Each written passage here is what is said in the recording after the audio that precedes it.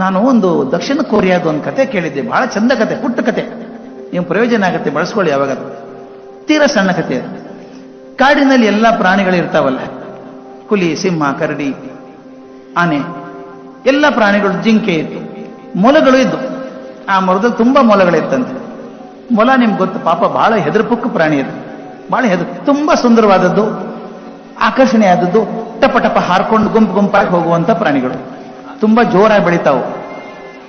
ಅವುಗಳ ಮೇಲೆ ಎಲ್ಲ ಪ್ರಾಣಿಗಳು ಕಣ್ಣು. ಚಿರತೆ ಆಗ್ಲಿ, ಹುಲಿ ಆಗ್ಲಿ, ಮೊಲ ಇಷ್ಟಕ್ಕೆ ಹೊಡಿಬೇಕು.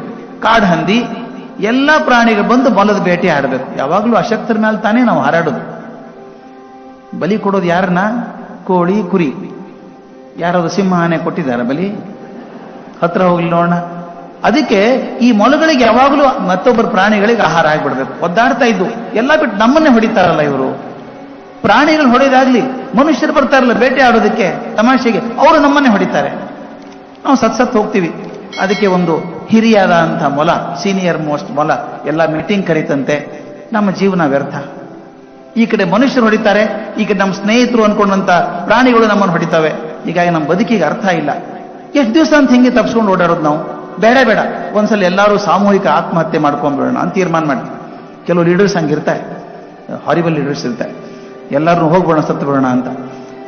ಅದಕ್ಕೆ ಎಲ್ಲರೂ ಅಂದ್ರಂತೆ, ಹೌದು ಅನ್ಸುತ್ತೆ, ಎಷ್ಟು ದಿವಸ ಬದುಕೋದು? ದಿನ ಸಾವಿನೊಂದಿಗೆ ಹೋರಾಟ ಮಾಡಬೇಕು, ದಿನ ಸಾವಿದಕ್ಕಿಂತ ಒಂದ್ಸಲ ಸತ್ತು ಹೋಗ್ಬಿಡೋದು ಅಷ್ಟೇ.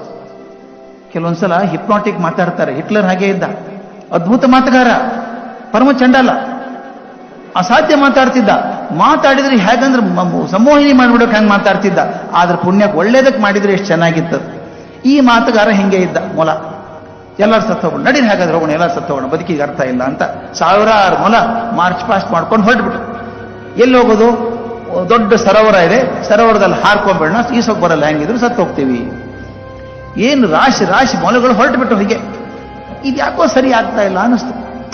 ಬದುಕಿದ್ರು ತಾನೇ ಹೋರಾಡೋದು, ಸತ್ರ ಏನು ಹೋರಾಡೋದು?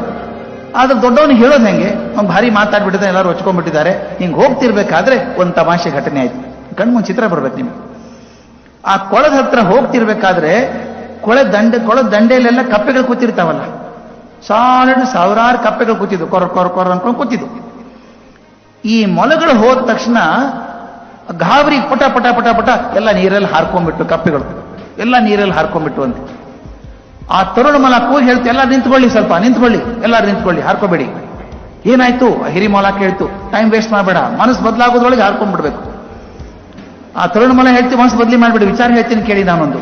ಈಗ ನೋಡ್ಲಿಲ್ವಾ ನೀವು ಈ ಕಪ್ಪೆಗಳು ಯಾಕೆ ಹಾರ್ಕೊಂಡು? ಹೆದರ್ಕೊಂಡು ಹಾರ್ಕೊಂಡು. ಅಂದ್ರೆ ನಮಗೂ ಹೆದರೋರಿದ್ದಾರ್ದಂಗೆ ಆಯ್ತಲ್ಲ. ಬರೀ ನಾವೇ ಹೆದರೋರಲ್ಲ, ಎಲ್ಲರಿಗೂ ನಾವು ಹೆದರ್ತೀವಿ, ಪ್ರಾಣಿಗಳಿಗೆ ಹೆದರ್ತೀವಿ, ಮನುಷ್ಯರಿಗೆ ಹೆದರ್ತೀವಿ, ನಮಗೂ ಹೆದರೋರಿದ್ದಾರಲ್ಲ, ಕಪ್ಪೆಗಳಿಲ್ವಾ? ಅವೇ ಬದುಕಿರ್ಬೇಕಾದ್ರೆ ಆತ್ಮಹತ್ಯೆ ಮಾಡ್ಕೊಳ್ಳಾರದೆ ನಾವ್ಯಾಕೆ ಆತ್ಮಹತ್ಯೆ ಮಾಡ್ಕೊಳ್ಬೇಕು? ವಾಪಸ್ ಹೋಗೋಣ ಬನ್ನಿ ಅಂತ.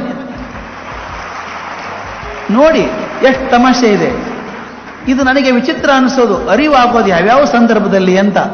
ನಮ್ಮ ಶಕ್ತಿಯ ಅರಿವು ಆಗೋದು ಮತ್ತೊಬ್ಬರ ಪ್ರೇರಣೆಯಿಂದ ಆಗ್ಬೋದು, ನಮ್ಮ ಅಜ್ಞಾನದ ಅರಿವು ಆಗ್ಬೋದು, ಇನ್ನೊಂದು ಮತ್ತೊಬ್ಬರ ಅಶಕ್ತತೆಯಿಂದ ಕೂಡ ನಮ್ಮ ಶಕ್ತಿ ಅರಿವಾಗ್ತದೆ.